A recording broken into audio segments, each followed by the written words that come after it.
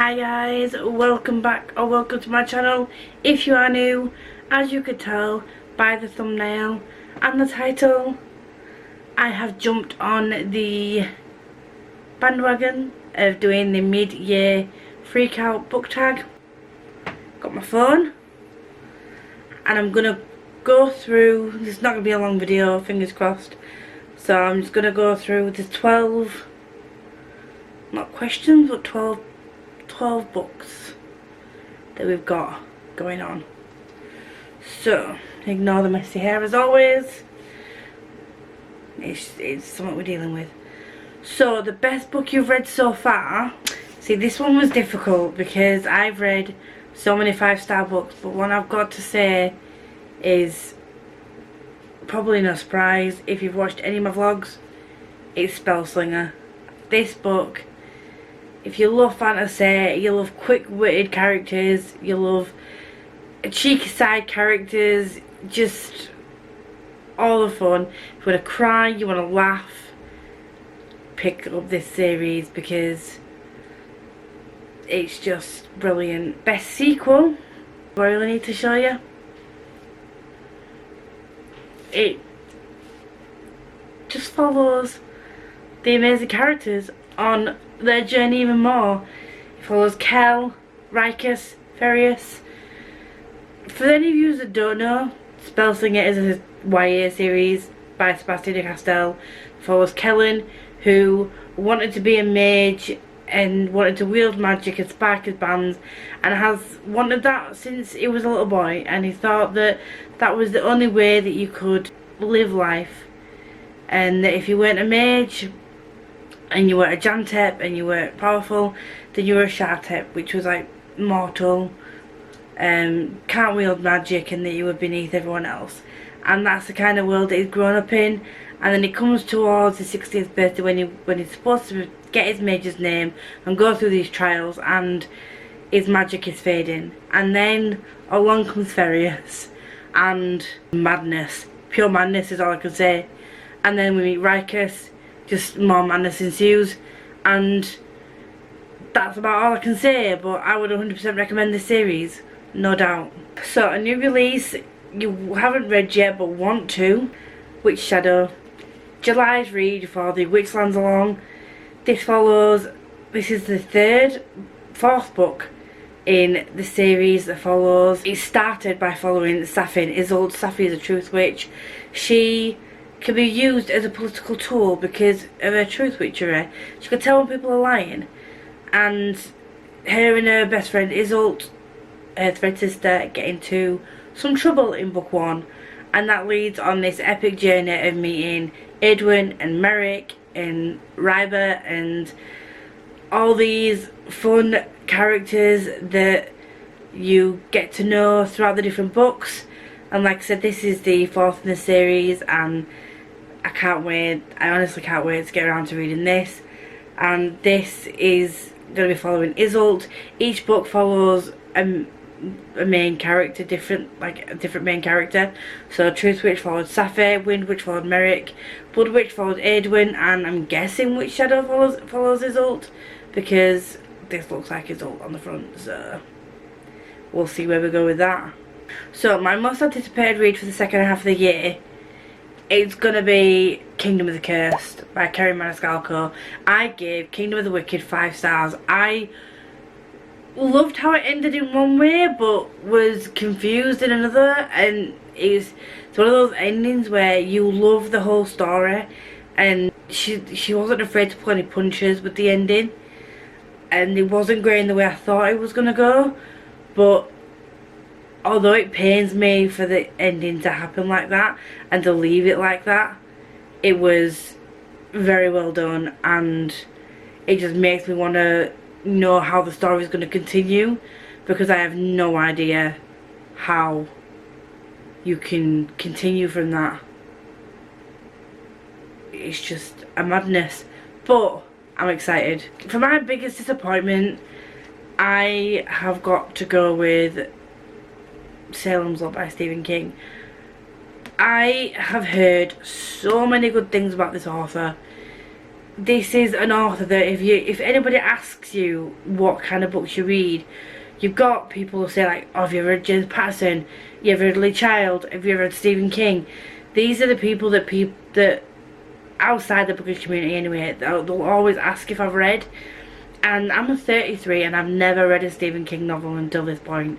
For one, far too long. For two, too much exposition. And three, I really did not like the way that he referred to certain people from certain backgrounds and or certain preferences. I just didn't like some of the wording he used in this, and it got a 3-star overall because some things pulled it up. But if it hadn't have been for those little things I enjoyed in the book, it wouldn't have fared well at all. So yeah, there's that. Fail. Bear with me, someone's at my door. I'll be right back. I had someone at the door and then I totally forgot where I was and what I was doing. And that I'd been filming, so we're back. So my biggest disappointment, yes, Stephen King, was a massive disappointment. Not great. My biggest surprise, now this is a difficult one because a lot of the books that I read this year, I had a feeling I was going to like anyway. So I don't know what I'm going to pick one that I've literally just finished, and that is Sooo. Now this, I'm going to give a full review in the vlog that I'm doing that includes this book. Sooo cast, I don't know what the original sort of stories around Sooo, because I've mentioned it before, I haven't read anything about the original character of Sooo from Greek mythology. I don't know much about her, but in this she falls in love with someone, gets jealous because his eyes then wander. She casts a dark spell on someone and is punished by Zeus to be exiled into an island all by herself, and this just follows her after her exile. It follows her in her life.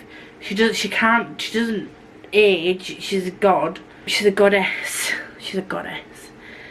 But this one was a very strange one for me because I expected there to be magic and something to do with magic, because she's a goddess and it's, you know, anything to do with like Greek gods and things have some kind of magic woven into it. But I did say this in my vlog, this was more like a slice of life but make it Greek mythology, because in a contemporary like slice of life type of book, you're literally just following people throughout their day-to-day life, and that is all we did in this book. So I wasn't expecting it. It's not, I picked it up literally for a thing I'm doing, but also just because of the cover, because beautiful. But I didn't expect to, I don't know what I expected from this, but it wasn't what I expected it to be. I expected the magic to be more fantastical. If I think about it, I've watched things like Hercules and that kind of thing before. Magic isn't really a fantastical side of it, so I don't know why I expected this to be any different, but it surprised me, but in a good way. And it's made me want to look more into Greek mythology and the different gods and goddesses. I don't know if I liked Sooo. I don't know if you were supposed to like her, but I don't know if I did or not. I didn't really feel a connection to her, but I was surprised by how much I enjoyed just following her through her life. If you're looking for any Greek mythological retelling, would recommend. Next up we have favourite new author, and can you tell who I'm going to pick? This, I just thank Jade from Jade Reads for introducing me to Sebastian de Castell. In the past couple of months I have bought the full Greatcoat series and the full Spellslinger series.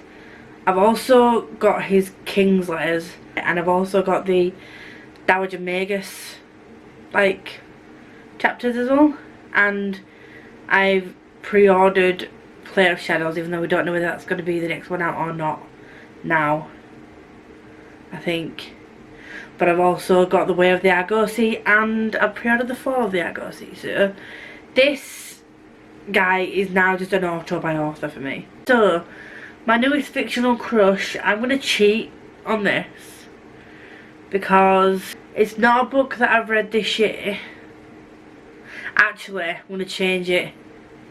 My newest fictional crush would probably be Edwin from the Witchland series. He is the Blood Witch. If you know, you know. If you've read Blood Witch, you know what I mean.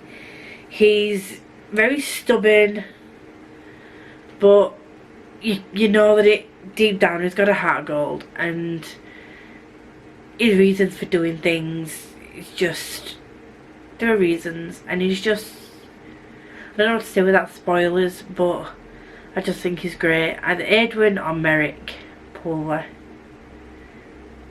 one of those two.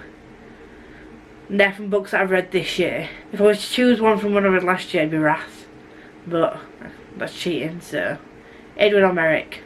A book that made you cry. I cried in both books, and I have no doubt that I will cry again. And you're probably thinking, it's Hob. It's got to be Hob. And yes, you would be right, but also this. Don't know how to feel about a book that makes me feel so many emotions. The amount of pain this book puts you through. And I've only read the first two, and I think there's 6 books in the series, so I am strapping myself in for more pain with this series, but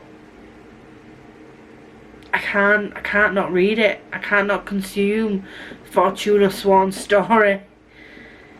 Her and Collie, it's just a thing, and if you are okay with a bit of pain, there are some dark themes in this, like mental health. There's content warning for like sexual violence and things like that, so beware of that going into it. But if you, this also could go for like beautiful cover as well. It's very dark but very me.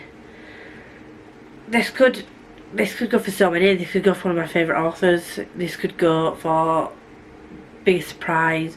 This could go for so many of these, but it made me cry, and it's brilliant. It also made me very happy, but I'm going to pick another one for that.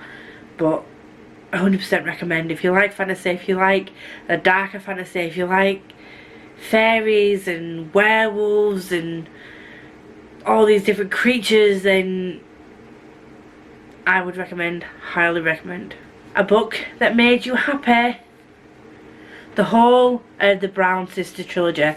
I don't have the other two with me right now.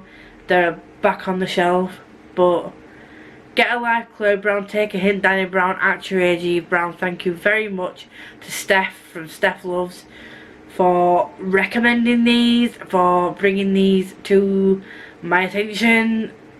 These books have some hard-hitting topics. They have mental health, physical disabilities, like autism rep, they have disability rep in there, but they also have some very positive vibes as well. So like just owning your own body, loving yourself, very fat positive. POC author, so much diversity, so much packed into these. Not very long books, but they will make you think, and it does shed light on some serious topics. But there are also moments in there, in all 3 books, where I just chuckled to myself, and I will reread this series. I don't normally keep contemporaries that I read unless I absolutely adore them, and these are 3 that I absolutely adore, and I will recommend to anybody. And finally, the most beautiful book I've bought this year. There are so many books. Any of the Fairy Loot books that have come out this year could top this chart, but I wanted to pick a book that I actually bought knowing what it was, because obviously with Fairy Loot it's a surprise. So this, Master of Sorrows, and you can just tell it's gold, it's just stunning. And when I get Master Artificer, it's gonna look so beautiful together, because that was like a grey silver. It's just great.